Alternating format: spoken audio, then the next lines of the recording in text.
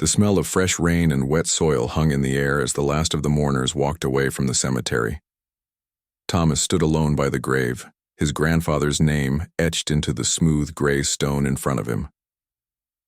The funeral had been small, just family and a few old friends. His grandfather, Richard Hayes, had outlived most of his generation. "You comin', Tom?" his mother called from the path. She stood with his father under a black umbrella, their faces tired and drawn. "Just need a minute," Thomas replied, pulling his jacket tighter against the chill. His mother nodded and turned away. They understood. Thomas and his grandfather had always been close in a way that puzzled the rest of the family.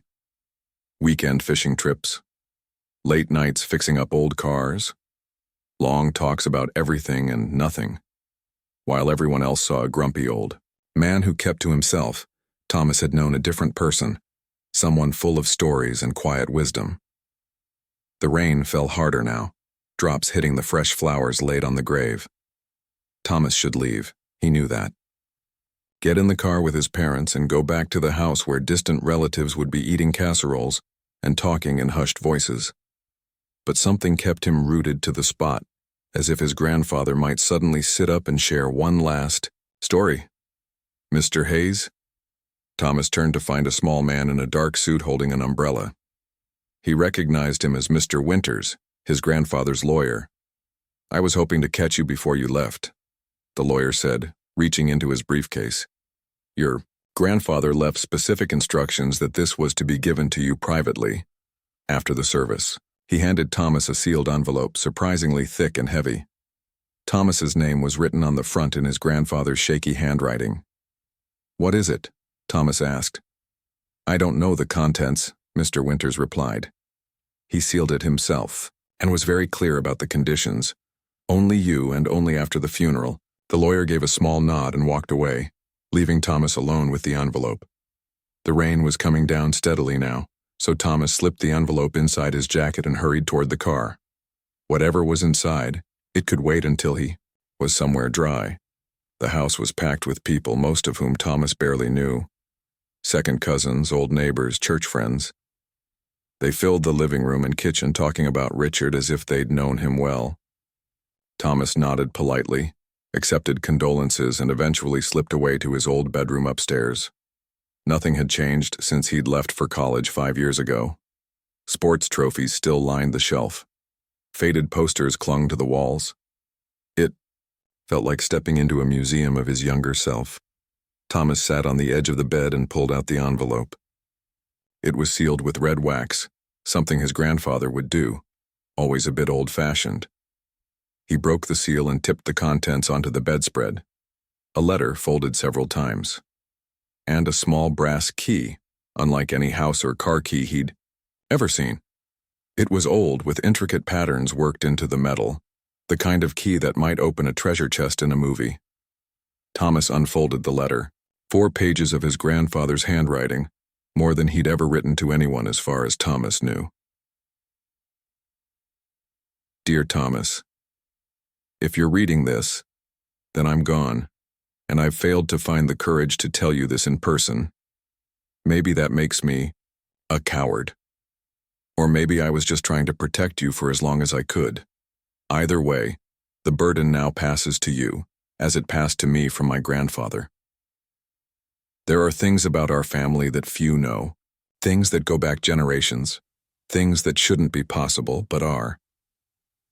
What lies beneath is not meant to be disturbed. The key I've enclosed is both a burden and a responsibility.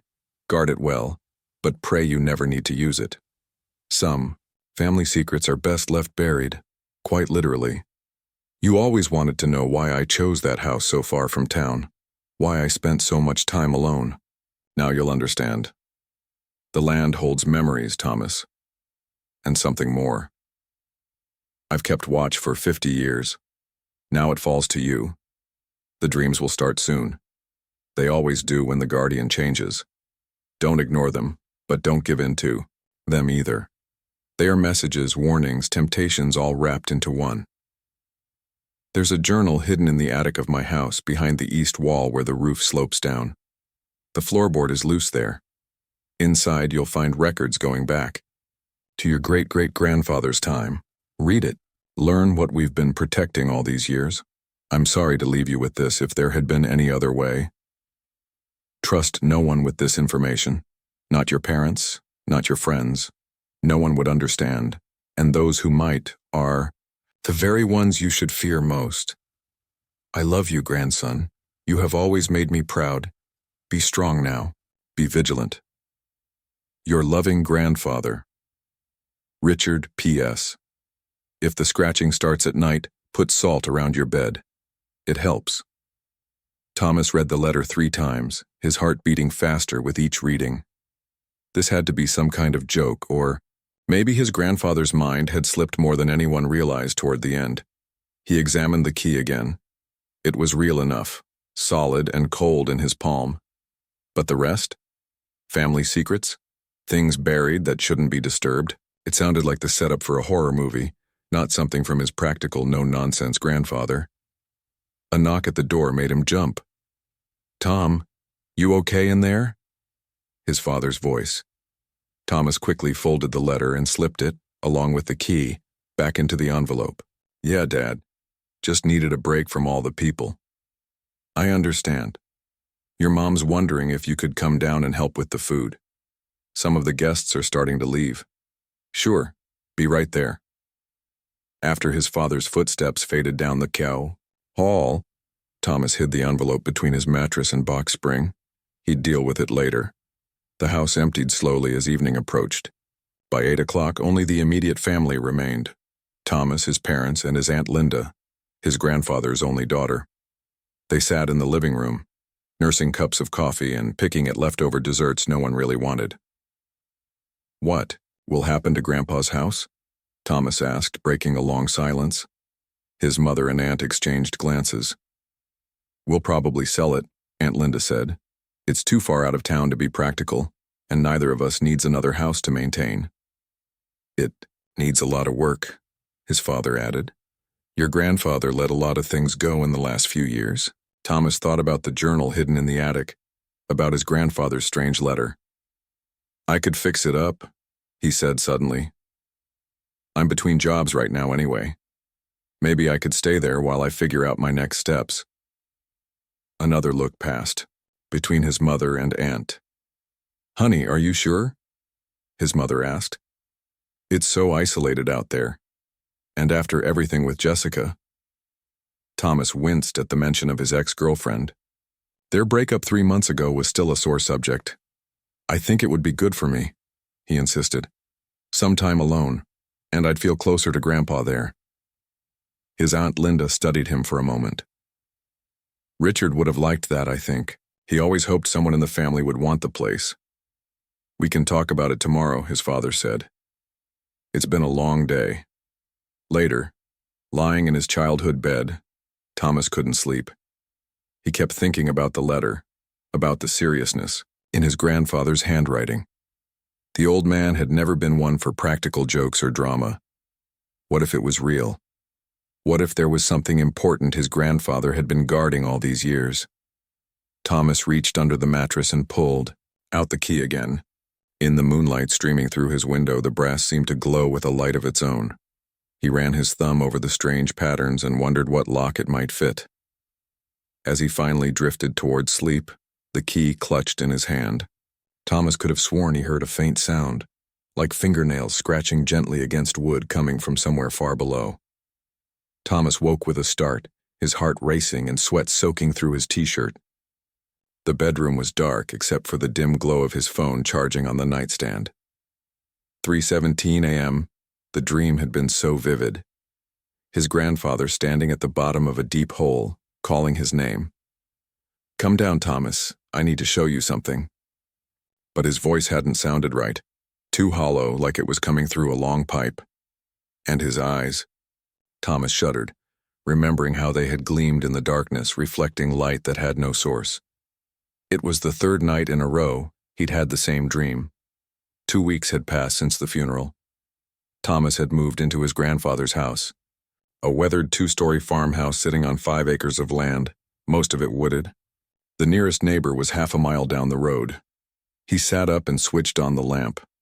Sleep wouldn't come again easily. Not after that dream. Might as well do something useful. Thomas pulled on a pair of jeans and made his way up to the attic. He'd been meaning to look for the journal his grandfather mentioned, but had been busy with basic repairs around the house, fixing leaky pipes, patching the roof, clearing out gutters clogged with years of leaves. The attic stairs creaked under his weight. He hadn't been up here since he was a kid, when he and his grandfather would dig through old trunks looking for treasure, really just family photos and keepsakes, but magical to a 10-year-old boy. His flashlight beam cut through the darkness, illuminating dust motes floating in the air. The space was cramped, with the ceiling following the steep pitch of the roof. Cardboard boxes and old furniture created a maze through the center of the room. "East wall where the roof slopes down," Thomas muttered to himself, moving carefully between stacks of old magazines and what looked like his grandmother's sewing machine. The east wall. That would be... He oriented himself. That way. His flashlight. Beam landed on the far wall where the roof came down at its steepest angle. He had to crouch as he made his way over, bumping his head once on the exposed beam. The wall looked solid enough, no obvious hiding places. Thomas ran his hand along, the wooden panels feeling for anything unusual. Nothing. He knelt down to check the floorboards. His grandfather's letter had mentioned a loose one. He pressed each board near the wall, testing for movement. On the 5th try, he felt it, a slight give under his fingers. Thomas pressed harder, and the board tilted upward slightly. He worked, his fingers into the gap, and pulled. The floorboard came free with a cloud of dust that made him cough. Beneath it was a small space just big enough for, yes, a book. Thomas reached in and pulled out a leather-bound journal, its cover cracked with age. He sat back on his heels and opened it carefully. The pages were yellowed, filled with handwriting that changed every few dozen pages, different people adding to the same record over time. The earliest entries dated back to 1879, from someone named William Hayes, his great-great-grandfather. Thomas carried the journal downstairs to the kitchen table where the light was better. He made a pot of coffee, knowing he wouldn't sleep again, tonight anyway, and began to read. The first entries were mundane enough, records of farm life, weather patterns, family births, and deaths. But around page 30, the tone shifted dramatically. June 18th, 1882. It has been 3 days since we discovered the opening. James believes we should seal it immediately, but the others are curious. I remain undecided. What lies below could be of great value, but I cannot shake the feeling that some things are best left undisturbed. Thomas felt a chill despite the warm coffee mug in his hands. He flipped forward several pages. August 3rd, 1882, God forgive us for what we have done. The chamber has been sealed with all the protections we could muster, but I fear it is not enough. 2 men dead. My brother will never walk again. The bargain has been made, for better or worse. Our family is now bound to this land and what lies beneath it. May our descendants forgive us. The entries continued, spanning decades. Different handwriting, different ink, but always the same underlying concern. Keeping watch, maintaining the seal, performing strange rituals on specific dates. Thomas's grandfather's handwriting appeared about halfway through the journal, starting in 1972. December 10th, 1972. Uncle Frank passed last night. The burden falls to me now. He explained the rituals, showed me the door, gave me the key. I'm not sure I believe everything he told me, but the evidence is hard to deny. I will keep watch as the others did before me. Thomas read until the sky began to lighten outside the kitchen window. The more recent entries from his grandfather detailed increasingly strange occurrences, noises from under the house, unusual, patterns in the woods, disturbing dreams. The final entry was dated just 3 weeks before his death. I hear it scratching more often now. My time is ending, I can feel it. The burden must pass to Thomas. I pray he will be stronger than I was. I should have told him face to face, but my courage failed me. The temptation grows stronger as my strength fades. Sometimes I think about using the key just to see if what dwells below still lives. God forgive me for such thoughts. Thomas closed the journal, his mind racing. This had to be some elaborate fiction, a family ghost story passed down through generations. Yet the earnestness in the writing, especially his grandfather's entries, gave him pause. The old man had never been one for fantasy or superstition, and then there were the dreams. Thomas had never been prone to nightmares, but now they came every night, his grandfather calling to him from below ground. He rubbed his tired eyes and tried to think rationally. If there was something to all this, there would be other evidence. Historical records, perhaps. The local library was small but had a decent collection of regional history books and old newspaper archives on microfilm. Thomas spent the next 3 days there, searching for anything unusual connected to his family or their land. He found scattered references, a brief article from 1882 about a mining accident on the Hayes property that claimed 2 lives. A mention in a church record about a special service of protection held at the request of William Hayes that same year. A survey map from 1920 that showed all the surrounding properties but marked the Hayes land simply as private, no access. Small things, easily overlooked individually, but together they formed a pattern that made Thomas increasingly uneasy. He expanded his search online, looking into local legends and folklore. Nothing specific to his family appeared, but he found references to Native American stories about a thin place in the woods where the barrier between worlds grew weak. The more he researched, the less he slept. The dreams became more insistent, more detailed. His grandfather no longer just called to him. Now he showed Thomas a specific spot in the cemetery, a particular grave. His own. Beneath me, the dream grandfather would say, his eyes gleaming with that strange light. The door is beneath me. On the 7th night in the old house, Thomas woke from the dream to find himself standing in the kitchen, the brass key clutched tightly in his hand. He had no memory of retrieving it from its hiding place in his dresser drawer. That was when he made his decision. He had to know the truth, had to see for himself what his family had been hiding all these years. If it was nothing, some old mining shaft or natural cave that had spawned generations of superstition, then he could put it all to rest and move on with his life. And if it was something else, Thomas spent the next day gathering supplies, a sturdy shovel, work gloves, flashlights with extra batteries, a crowbar, just in case. He told himself he was being thorough, not that he actually believed he would find anything. He waited until well after midnight before driving to the cemetery. The place was deserted as he knew it would be. Small town graveyards didn't employ night guards and the caretaker lived miles away. Thomas parked on the road and walked in, using just enough light to find his way to his grandfather's grave. The headstone looked different in the darkness, more imposing somehow. The fresh dirt of the grave had settled some since the funeral, with patches of grass beginning to take hold. "I'm sorry about this, Grandpa," Thomas whispered as he positioned the shovel over the grave. "But I need to know." The first thrust of the shovel into soil felt like crossing a line he could never uncross. Thomas hesitated, then pushed down harder, with his foot. The blade sank deep. No turning back now. He began to dig. Digging a grave by hand was nothing like they showed in movies. 3 hours in, and Thomas had only managed to go down about 4 feet. His shoulders burned, blisters formed, and burst on his palms despite the work gloves. Sweat soaked through his clothes despite the cool night air. He paused to catch his breath, leaning on the shovel handle. The hole was now deep enough that he stood below ground level, surrounded by dark earth on all sides.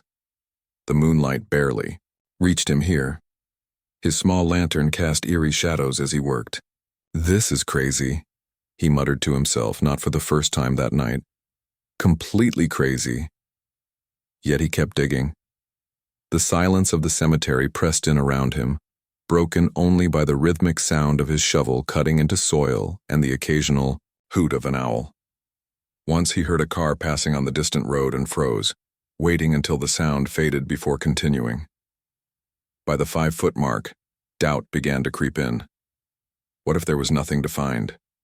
What if his grandfather had been buried in a standard coffin, 6 feet under, with no mysterious door below? Thomas would have desecrated a grave for nothing. Or worse, what if he did find something? The journal entries flashed through his mind, with their warnings and fear. Maybe his ancestors had been right to keep whatever was down there sealed away. But he had come too far to turn back now. Another hour passed. Thomas's muscles screamed in protest with each shovelful of dirt. Just as he was considering taking a longer break, his shovel hit something with a dull clang. Not the wooden sound of a coffin. This was metallic. Thomas dropped to his knees, brushing away soil with his hands. Something flat and hard lay beneath. He cleared more dirt, his heart hammering in his chest. It wasn't a coffin lid. It was a metal surface, iron or steel, rusted in places but still solid. As he cleared more earth away, he realized it was circular in shape, about 4 feet across. "What the hell?" he whispered. Where was his grandfather's coffin? Had the funeral home lied? Had there been no body buried at all? But no. Thomas had been at the funeral. He had seen the coffin lowered into the ground. He cleared more dirt from around the metal surface, working now with renewed energy. His flashlight beam revealed what looked like a seam running around the circumference of the metal circle. Not just a plate, a hatch or door of some kind, and there, near what appeared to be the top of the circle, was a keyhole. Old-fashioned, just like the brass key his grandfather had left him. Thomas sat back on his heels, breathing hard. This was real. The journal, the warnings, all of it was real. Part of him wanted to climb out of the hole right now, fill it, back in, and pretend he'd never found anything. Drive away and never look back. Instead, he reached into his pocket and pulled out the brass key. The metal felt unnaturally warm against his skin, almost as if it had been lying in sunlight rather than sitting in his pocket all night. Thomas held it up to the keyhole. They matched in style and apparent age. Both looked like they belonged in another century. "Last chance to walk away," he said aloud, his voice sounding strange in the confined space. Then, before he could change his mind, he slid the key into the lock and turned it. The mechanism moved smoothly, as if recently oiled. There was a solid click, followed by a hiss of air, like a seal breaking. Thomas scrambled back as the metal circle shifted slightly, rising perhaps half an inch from its setting. Nothing else happened. After a minute of watching with held breath, Thomas leaned forward again. The metal plate had definitely loosened, but it hadn't opened on its own. He would need to lift it. He searched the edge of the circle and found a recessed handle. Setting his feet firmly in the dirt, Thomas pulled. The door was heavy, far heavier than it looked, but it moved. With a groan of metal against metal, it swung upward and to the side, revealing a black opening below. The smell that wafted out made Thomas gag. Not the rot of decay that he might have expected, but something else, musty and ancient, like the air in a cave that hadn't been disturbed for centuries. And beneath that, something faintly chemical, almost like ozone after a lightning strike. His flashlight beam seemed to disappear into the darkness below, as if the blackness there was somehow thicker than normal darkness. But as his eyes adjusted, Thomas could make out what looked like a stone staircase spiraling down out of sight. This was impossible. There shouldn't be ancient stone stairs beneath a modern cemetery. There shouldn't be a metal hatch where his grandfather's coffin should be. None of this made any sense. Yet here it was. Thomas played his light around the opening, looking for any clue about what he was seeing. The stairs appeared to be carved from a single piece of stone, with no visible joints or mortar. The walls of the shaft were perfectly circular, lined with the same smooth stone. Most disturbing of all, there were symbols etched into the walls, shapes Thomas had never seen before, not quite hieroglyphics or runes or any known alphabet, but clearly deliberate and patterned. They seemed to shimmer slightly in his flashlight beam, an effect, he told himself, must be caused by moisture on the stone. Thomas checked his phone. No signal. as expected in this rural area. If he went down those stairs and something happened, no one would know where he was. No one would come looking, at least not for days. His parents thought he was fixing up the old house. He had no close friends in town anymore. The smart thing would be to close this up, go home and think very carefully about his next move. Maybe contact a historian or archaeologist. Document everything properly. Instead, Thomas found himself placing one foot on the top stair, testing its stability. The stone held firm under his weight. "I must be out of my mind," he said, and began to descend. The staircase curved in a tight spiral. Thomas kept one hand on the wall for balance, the other holding his flashlight. He counted the steps as he went down. 10, 20, 30. How deep did this go? At the 47th step, the staircase ended. Thomas found himself standing in a small circular chamber with a low ceiling. 3 arched doorways led off in different directions, each identical and unmarked. "Great," he muttered. "Of course there's no sign saying exit this way." The symbols on the walls were more numerous here, covering almost every inch of the stone. They gave Thomas an uneasy feeling, as if they were somehow watching him. He tried to take a photo with his phone, but the camera app showed only darkness where the symbols should be. He studied the 3 doorways, looking for any hint about where they might lead. All were the same height and width, all carved from the same stone as the staircase. All led into darkness. After a moment's hesitation, Thomas chose the middle passage. No particular reason, it just felt right somehow. Or perhaps less wrong than the others. The passage was narrow, forcing him to walk with his shoulders hunched. The ceiling dripped with moisture that collected in small pools on the floor. His footsteps echoed oddly, sometimes seeming to come from behind him rather than below. The tunnel stretched on for about 30 feet before opening into another chamber, much larger than the first. Thomas's flashlight couldn't reach the far wall. He stepped inside cautiously, sweeping the beam around to get his bearings. What he saw made him freeze in place. The chamber was roughly circular, perhaps 50 feet across.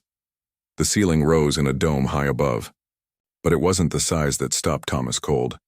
It was what filled the space. In the center stood a stone altar, chest high and carved with more of those strange symbols. Around it, the floor was inlaid with a complex pattern of metal strips. Copper or bronze, green with age but still clearly forming some kind of giant circular design. And on the walls, Thomas moved his light slowly, taking it all in.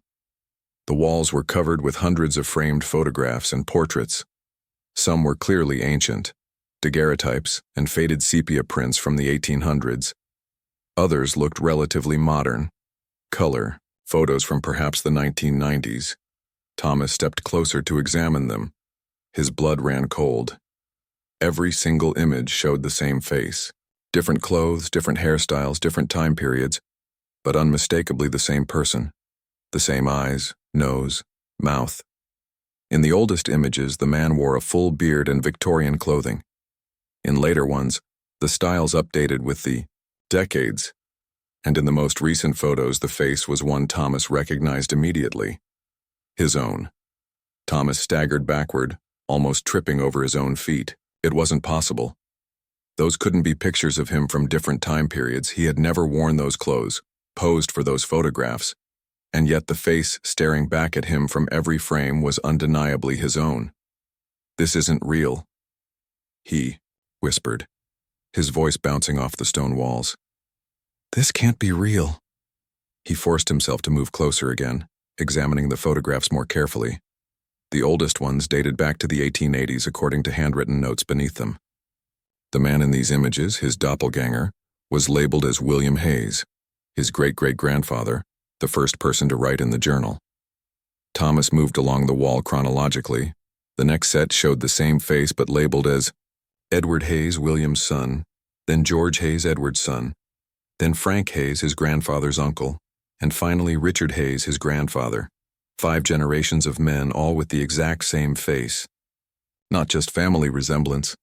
They were identical, down to a small scar above the right eyebrow that Thomas had gotten from falling off his bike when he was 10.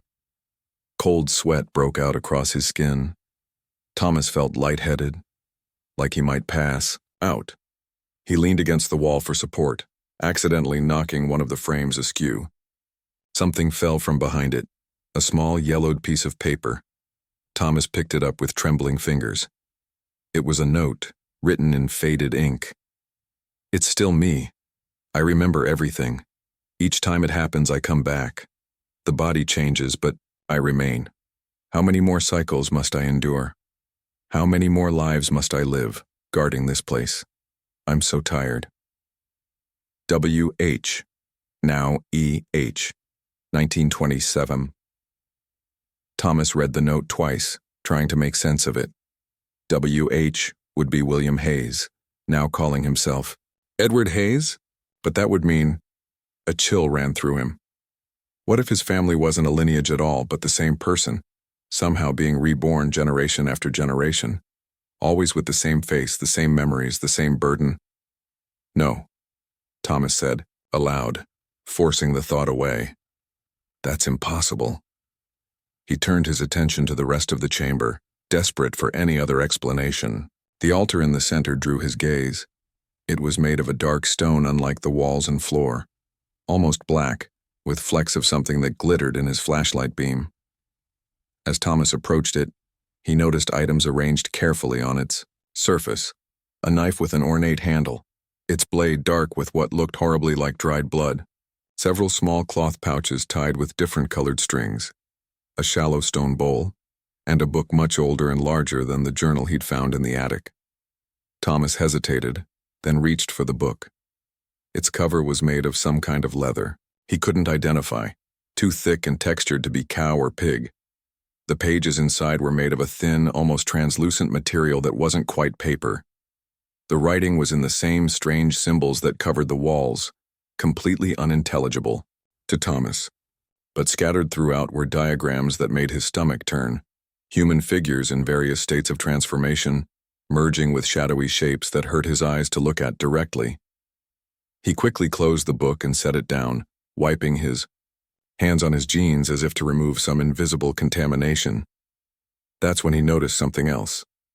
A wooden chest tucked against the far wall.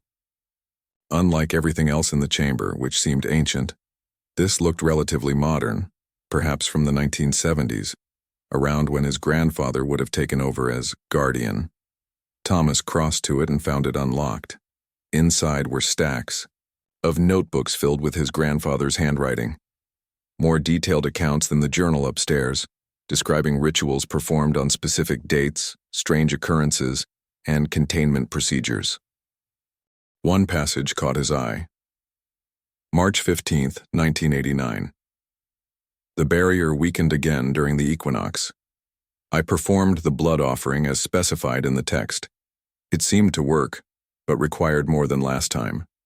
I worry that one day blood alone won't be enough. What then? Will I be forced to make the same choice William made, to offer more than just blood? I pray it never comes to that. Thomas flipped through more pages, finding references to the entity, the other side, and the bargain. His grandfather's handwriting became increasingly erratic in the later entries, sometimes trailing off mid-sentence or circling back to repeat the same phrases over and over. The final notebook contained only a single entry, dated 3 days before his grandfather's death. I can feel it preparing to break through. The dreams are constant now. It calls to me with my own voice, wearing my face from another time. I've lived this life so many times and I'm tired. So tired.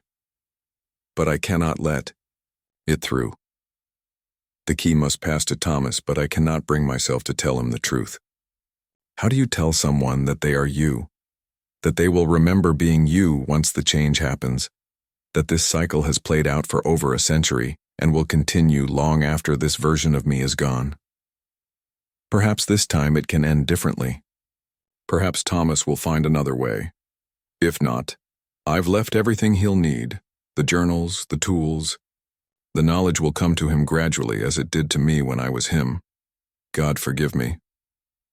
Thomas dropped the notebook as if it had burned him. This was madness. His grandfather had clearly lost his mind toward the end, creating this elaborate fantasy world beneath the cemetery. And yet, The photographs. The identical faces across generations. The door that shouldn't exist. A sound behind him made Thomas whirl around, heart pounding. Nothing was there, but he could have sworn he'd heard a whisper, like someone saying his name, from very far away. He needed to get out of here. He'd document everything later, try to make sense of it all in the daylight. Right now, he just wanted to return to the surface. Thomas gathered a few of the notebooks to take with him, along with the note he'd found behind the photograph. Evidence that all this was real, that he hadn't imagined it. As he turned to leave, his flashlight beam swept across the altar again and caught something he hadn't noticed before. A small recess in the stone, roughly the same shape as the brass key. Thomas hesitated. Every instinct told him to leave it alone, to get out while he still could. But a nagging curiosity pulled at him. What would happen if he placed the key there? Would it reveal something else? Some explanation that would make sense of all this? Before he could decide, the whisper came again. Louder this time, and unmistakably his name. Not from behind him now, but from below. From beneath the altar itself. Thomas backed away, nearly tripping over the chest.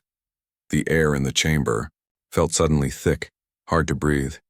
The symbols on the walls seemed to pulse with a faint light that hadn't been there before. And the floor. Thomas looked down in horror. The metal inlay in the floor was beginning to glow, lines of dull red spreading outward from the altar like veins filling with blood. He had to get out. Now. Thomas turned and ran for the passage he'd entered through, not looking back even when the whispers grew to a chorus of voices, all saying his name in slightly different tones. The narrow tunnel seemed longer on the return journey, the walls closer, the ceiling lower. Thomas had to hunch over further, nearly crawling in some spots where the floor seemed to have risen or the ceiling dropped. When he finally reached the circular room with the 3 doorways, he hesitated. Which one had he come through? They all looked identical now, and in his panic he'd lost track of direction. A guess, then. He chose the leftmost passage and hurried forward, only to find it ending in a solid wall after about 20 feet. Not this one. Back to the chamber, increasingly frantic. The middle passage next. But this one twisted in a way he didn't remember, spiraling downward rather than remaining level. Back again. The right passage had to be the correct one. Thomas rushed into it, relieved when he saw what looked like the spiral staircase ahead. But as he got closer, he realized something was wrong. The steps went down, not up. This wasn't the staircase he'd descended from the cemetery. A cold certainty settled over him. The passages had changed. The underground complex was shifting around him, like a living thing rearranging its insides, or like something deliberately trying to prevent his escape. Thomas leaned against the wall, fighting to stay calm. Panic wouldn't help him now. He needed to think. The whispers continued, growing louder and more insistent, and now there was something else. A scratching sound like fingernails against stone coming from all around him. "I just want to leave," Thomas said aloud, his voice cracking. "Please just let me go back." In the silence that followed, a new sound emerged, footsteps, slow and deliberate, coming from the passage ahead of him. And then a figure stepped into view at the bottom of the downward stairs. Thomas's flashlight illuminated the newcomer, and he screamed. It was himself, dressed in clothes from another century, with eyes that reflected the light like a cat's. And it was smiling. Thomas couldn't move. His feet felt rooted to the stone floor as he stared at the impossible figure before him, himself, yet not himself. The doppelganger's clothes were old-fashioned, a waistcoat and high-collared shirt that might have been fashionable in the 1880s. But the face was Thomas's own, down to the small scar above his right eyebrow. Only the eyes were different, reflecting his flashlight beam with an eerie glow, like an animal's eyes caught in headlights. "Hello, Thomas," the figure said, its voice identical to his own but with an odd, hollow quality. "I've been waiting a very long time for you to join me." Thomas finally found his voice. What are you?" The doppelganger smiled wider, revealing teeth that seemed too sharp, too numerous. "Don't you know? I'm you. Or rather, you're me. The newest version, at any rate. It took a step closer, and Thomas instinctively backed away. "Stay back," he warned, raising his flashlight as if it were a weapon. "You have nothing to fear from me," the figure said. "After all, I can hardly harm myself, can I? That would be counterproductive." "You're not me," Thomas insisted. "This is some kind of trick." The doppelganger sighed, looking almost disappointed. "Always the same reaction. I'd hoped this time might be different, that you might understand more quickly." It gestured to the chamber behind Thomas. "Did you examine the photographs? Read the journals? It's all there, Thomas, the truth about our family. Our family. The Hayes lineage. One man, one consciousness passing from body to body across generations, always with the same face, the same memories. Eventually." The figure tapped its temple. "It takes time for the memories to return, of course. They come in dreams at first, then fragments during waking hours. By the time you reach 40, you'll remember being me and William before me, and all the others." Thomas felt dizzy. This couldn't be happening. "My grandfather was me as well," the figure finished, "as was his uncle before him, and so on back to William. We are the guardian, Thomas, always have been." "Guardian of what?" Thomas whispered, already fearing the answer. The doppelganger's eyes gleamed brighter. "The door, of course. The seal. Between worlds. The bargain William made all those years ago." It moved closer, and this time Thomas found himself unable to retreat. In 1882, William and his brother discovered something while digging a new well on their property. A cavern impossibly deep, and within it, something ancient. Something that had been waiting. It offered William knowledge, power, immortality, of a sort, passing his consciousness through his bloodline forever. All it asked in return was to be remembered, to be visited, to be fed from time to time. Thomas felt sick. "Fed?" The doppelganger waved a dismissive hand. "Nothing so crude as you're imagining. It feeds on devotion, attention, fear. The rituals in the book are designed to provide what it needs while keeping it contained." It reached out suddenly, gripping Thomas's arm with shocking strength. Its touch was ice cold. But the hunger grows. The offerings that satisfied it a century ago barely sustain it now. Each guardian has had to give more than the last. The doppelganger's face twisted into an expression of pain. "I've served my time, Thomas. I'm tired. So very tired." Thomas tried to pull away, but the grip on his arm tightened. "What do you want from me?" "For you to take my place, of course. As was always intended. The next guardian, the next me."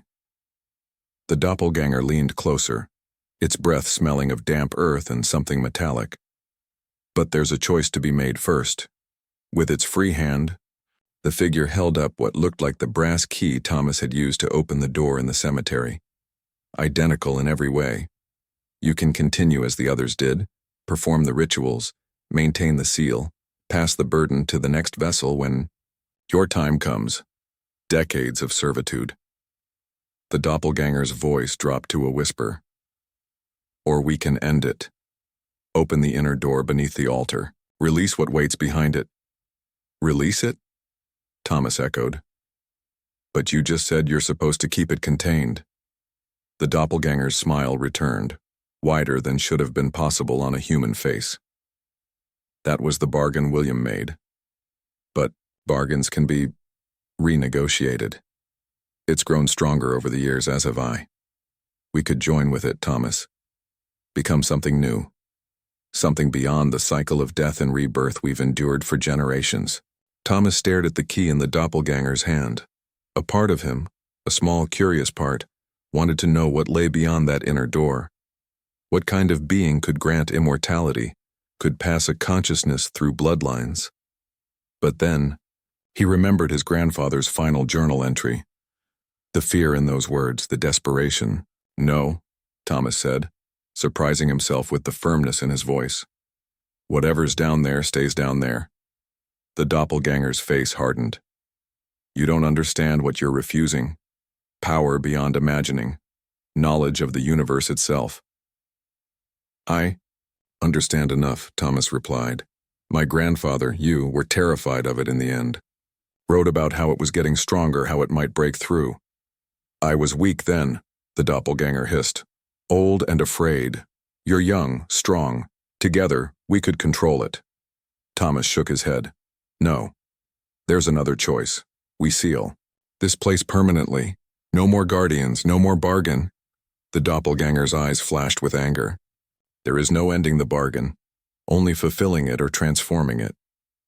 We'll see about that, Thomas said, and with a sudden burst of strength, he wrenched his arm free and ran. Not toward any of the passages. He knew now they would only lead him deeper, but back toward the main chamber with the altar. If there was a way to end this, the answer would be there. He heard the doppelganger howl behind him, the sound echoing off the stone walls. Then came the sound of pursuit, footsteps racing after him, too fast, too many. Thomas burst into the main chamber, his flashlight beam dancing wildly across the walls. The metal inlay in the floor was glowing brighter now, pulsing like a heartbeat. The altar seemed to vibrate slightly as if responding to some unheard sound. He raced to the wooden chest where he'd found his grandfather's notebooks. There had to be something there, some clue about how to end this permanently. Thomas yanked open the chest and began rifling through the contents. Notebooks, ritual objects, vials of strange liquids. Nothing that seemed useful for destroying a supernatural entity. The footsteps were getting closer. Thomas searched faster, more desperately. His hand closed around something at the bottom of the chest, a small metal container. He pulled it out, finding a modern-looking steel box with a combination lock.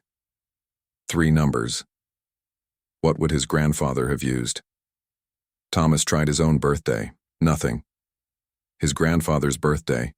Still locked. Then on a hunch he tried 1882, the year this all began. The lock clicked open. Inside lay a bundle of dynamite sticks, old but seemingly still intact, with a modern digital timer attached. A handwritten note accompanied it. For when all else fails. The final solution I could never bring myself to use. Set the timer, place it beneath the altar, and run. May God forgive us both. Thomas stared at the explosives. This was it. The way to end the cycle permanently. Destroy the chamber, the altar, the door beneath it. Whatever lay on the other side would remain sealed away forever. Or at least, no longer connected to this place, this family. The doppelganger appeared in the doorway, its form seeming to shift and waver in the flashlight beam, sometimes looking like Thomas, sometimes like an old man who must have been his grandfather, sometimes like something not human at all. Stop, it commanded. You don't know what you're doing. I know exactly what I'm doing, Thomas replied, setting the timer for 5 minutes. I'm ending this. He rolled beneath the altar, placing the bundle directly in the center, then scrambled back out. The doppelganger shrieked, a sound no human throat could make, and lunged toward him. Thomas dodged, making a break for what he hoped was the correct passage. The doppelganger was right behind him, its fingers, now elongated into claw-like appendages, grasping at his jacket. The passage twisted and turned, the walls seeming to close in, but Thomas kept running. Behind him, the inhuman shrieks continued, accompanied now by a deeper rumbling sound that shook dust from the ceiling. Thomas counted the seconds in his head, praying he could reach the surface before the explosives detonated. The passage began to slope upward, a good sign. Then ahead he saw the spiral staircase. Taking the steps 2 at a time, his lungs burning with exertion, Thomas climbed toward the surface. The doppelganger's cries grew more distant, as if it couldn't follow him up the stairs. 47 steps. Thomas counted each one, his legs threatening to give out beneath him. When he reached the top, he saw the open hatch above him, the night sky visible beyond. With a final surge of energy, Thomas pulled himself out of the hole and onto the cemetery ground. Behind him, below, the rumbling grew louder. He had just enough time to roll away from the grave before the explosion came. The ground shook violently. A geyser of dirt and stone erupted from the open grave, followed by a howl that seemed to come from everywhere and nowhere at once. Then silence. Thomas lay, on his back, staring up at the stars, his chest heaving as he struggled to catch his breath. After several minutes, he found the strength to sit up and look at his grandfather's grave. The hole he'd dug was now filled with collapsed earth. No sign remained of the metal door, the staircase, or the chambers below. Whatever had been down, there was buried now, hopefully forever. As dawn broke over the cemetery, Thomas gathered his shovel and the few possessions he'd brought. His mind still reeled from everything he'd seen, everything he'd learned about his family. Had he truly broken the cycle? Or would the entity find another way to reach the surface, make another bargain with another desperate soul? Thomas couldn't know for certain, but as he walked away from his grandfather's grave, he felt something he hadn't expected, a weight lifting from his shoulders. Whether the doppelganger had been real or a hallucination brought on by exhaustion and grief, Thomas felt free of its influence now. He would live his life, his own life, not as a guardian or a vessel for some ancient consciousness, but as himself, Thomas Hayes, nothing more and nothing less. As he reached his car, Thomas glanced back one last time at the grave. For a moment he thought he saw a figure standing there, his own silhouette against the rising sun. But when he blinked, it was gone, just shadows and light playing tricks on a tired mind. Nothing more, he hoped.